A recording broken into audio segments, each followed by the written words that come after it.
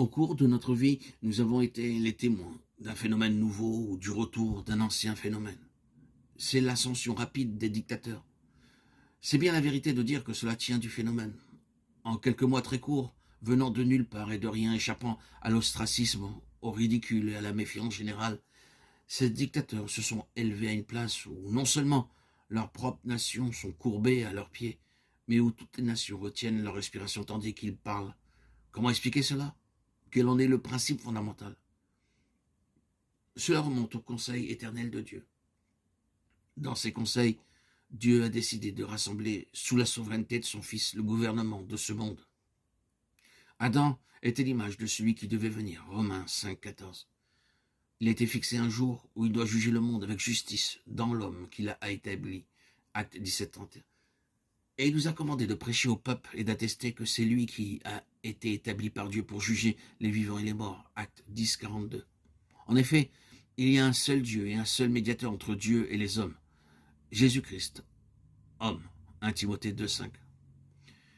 Il nous a fait connaître le mystère de sa volonté suivant le dessein que, dans sa bienveillance, il avait d'avance formé en lui-même, pour en assurer l'exécution, quand les temps seraient accomplis, de tout rassembler en Christ, ce qui est dans les cieux et ce qui est sur la terre.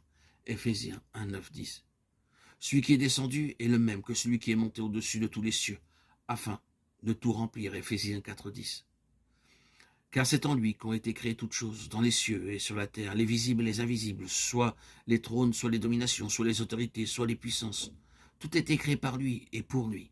Il est avant toute chose, et toute chose subsiste en lui. C'est lui aussi qui est la tête du corps, le chef de l'Église. Il est le commencement, le premier-né d'entre les morts, afin qu'en toute chose, il tienne le premier rang. Car il a plu à Dieu de faire habiter en lui toute sa plénitude. Colossiens 1, 16, 19. Mais il a dit à l'égard du Fils, « Ô Dieu, ton trône demeure au siècle des siècles, et le sceptre de ta royauté est un sceptre d'équité. » Hébreux 1, 8. Mais quelqu'un qui a rendu quelque part ce témoignage, qu'est-ce que l'homme pour que tu te souviennes de lui, ou le Fils de l'homme pour que tu en prennes soin? Tu l'as fait pour un peu de temps inférieur aux anges. Tu l'as couronné de gloire et d'honneur. Tu as mis toutes choses sous ses pieds. En lui soumettant ainsi toutes choses, Dieu n'a rien laissé qui ne lui fût soumis. Cependant, nous ne voyons pas encore que toute chose lui soit soumise. Mais ce Jésus qui a été fait pour un peu de temps inférieur aux anges, nous le voyons à cause de la mort qu'il a soufferte, couronné de gloire et d'honneur. C'est ainsi que par la grâce de Dieu, il a goûté la mort pour tous.